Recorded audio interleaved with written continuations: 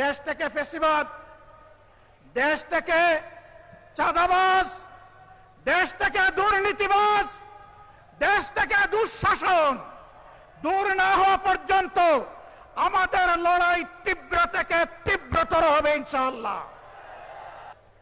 আজকের এই সিলেট বিভাগীয় সমাবেশে এ পর্যায়ে প্রধান অতিথির বক্তব্য নিয়ে আসছেন মহান জাতীয় সংসদের সম্মানিত বিরোধী দলীয় নেতা, 11 দলীয় ঐক্যের সম্মানিত শীর্ষ নেতা, বাংলাদেশ জামাত ইসলামীর মুহতারাম আমিরে জামাত জননেতা ডাক্তার শফিকুর রহমান এমপি, জননেতা জনাব ডাক্তার শফিকুর রহমান এমপি। নারায়ে তাকবীর, নারায়ে তাকবীর। 11 দলীয় ঐক্য। আসসালামু আলাইকুম ওয়া রাহমাতুল্লাহ। প্রিয় সিলেটবাসী, কেমন আছেন আপনারা? আলহামদুলিল্লাহি রাব্বিল আলামিন ওয়াসসালাতু ওয়াসসালামু আলা রাসূলিহিল কারীম ওয়া আলা আলিহি ওয়া সাহবিহি ওয়া আহলি বাইতি আজমাইন। 11 দলীয় ঐক্য আয়োজিত সিলেট বিভাগীয় আজকের এই সমাবেশের সম্মানিত সভাপতি, রণাঙ্গনের বীর মুক্তিযোদ্ধা, এলডিপির সম্মানিত চেয়ারম্যান ডক্টর কর্নেল অলি আহমদ বীর বিক্রম, আজকের সভায় উপস্থিত সম্মানিত বিশেষ অতিথিবৃন্দ, শীর্ষ নেতৃবৃন্দ, প্রিয় সিলেটবাসী, সাংবাদিক বন্ধুগণ, নামাজের সময় আসন্ন, এই জন্য সংক্ষেপে কয়েকটি কথা বলে আমি সম্মানিত সভাপতির জন্য সময় ছেড়ে দিতে চাই। আপনারা সিলেটের মানুষ, মুক্তিযুদ্ধে জেনারেল উসমানী মুক্তিযোদ্ধাদের নেতৃত্ব দিয়েছিলেন। সেই সিলেটের কিছু ন্যায্য দাবি যুগ যুগ ধরে ঝুলে আছে, বাস্তবায়ন হচ্ছে না। একটা প্রবাসী বহুল এলাকা হিসাবে নামে মাত্র একটা আন্তর্জাতিক বিমানবন্দর আছে, এখনো তা পূর্ণাঙ্গতা পায়নি।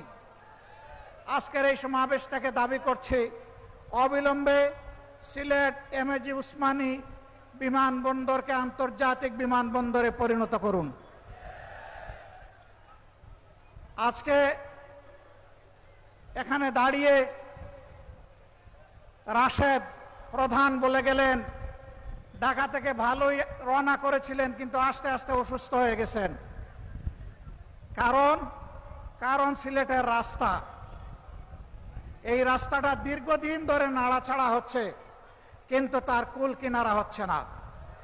আমরা মহান জাতীয় সংসদে বলেছি, সমুদ্রের ঢেউ উপলব্ধি করার জন্য বঙ্গোপসাগরে যাওয়ার দরকার নাই, ঢাকা থেকে সিলেট আসলেই তা বোঝা যাবে। আমরা চাই অবিলম্বে 6 লাইনের এই রাস্তা সম্পন্ন করে জনগণকে স্বস্তি দেওয়া হোক। সম্মানিত এলাকাবাসী, দীর্ঘদিনের দাবি ছিল এখানে ইঞ্জিনিয়ারিং ইউনিভার্সিটি হবে। কলেজটি কুড়িয়ে কুড়িয়ে চলছে কেন? এইটাকে ইউনিভার্সিটিতে রূপান্তরিত করে প্রাণ দেওয়া হোক। মেডিকেল বিশ্ববিদ্যালয় নামে মাত্র একটা ঘর আর একজন ভিসি, এর বাইরে তেমন কার্যক্রম পরিলক্ষিত হচ্ছে না। অবিলম্বে এটাকে পূর্ণাঙ্গতায় রূপ দেওয়া হোক।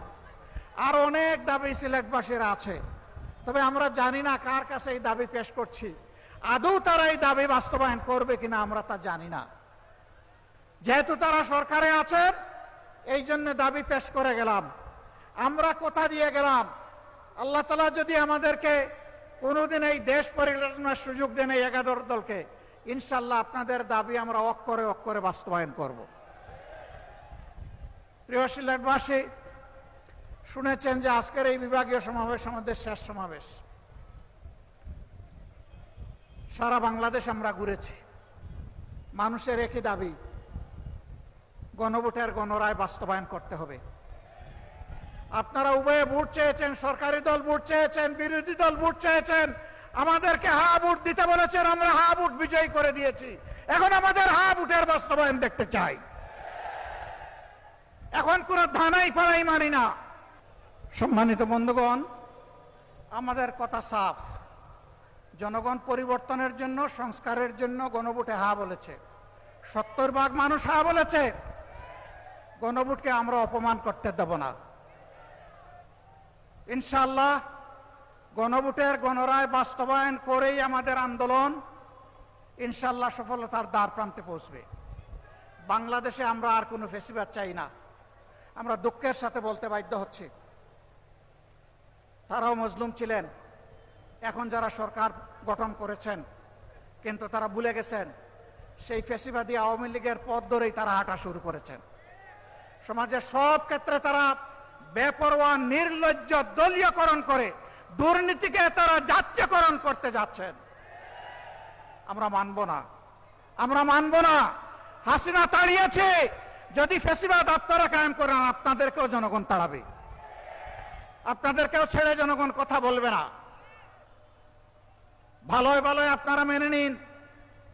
যদি না মানেন তাহলে ইনশাআল্লাহ তাআলা লাজিম এই দেশের মানুষ জীবন দিয়ে পঙ্গুত্ব বরণ করে গুলি খেয়ে শিখে নিয়েছে মুক্তির পথে কিভাবে হাঁটতে হয়।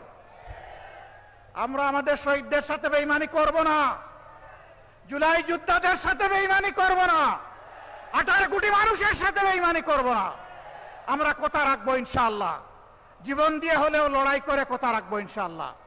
সেই লড়াই সিলেটবাসী আপনারা সাথে থাকবেন, থাকবেন সত্যি?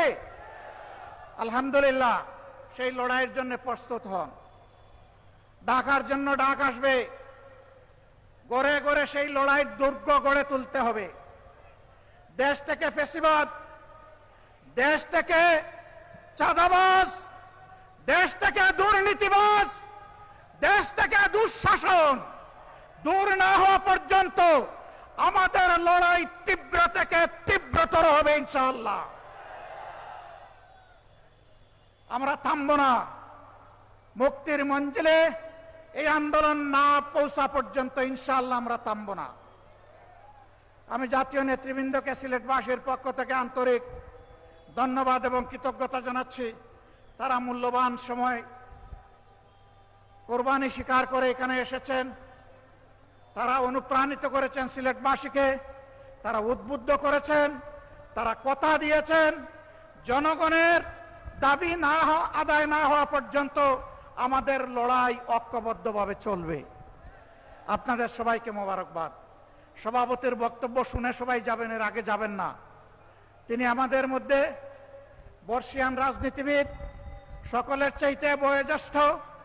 তিনি দেখেছেন ব্রিটিশ আমল, দেখেছেন পাকিস্তান আমল, তিনি বাংলাদেশ আমলের রাজনীতির এক জীবন্ত ইতিহাস। তার কথা শুনে আপনারা যাবেন ইনশাআল্লাহ। আল্লাহ হাফেজ। বাংলাদেশ জিন্দাবাদ।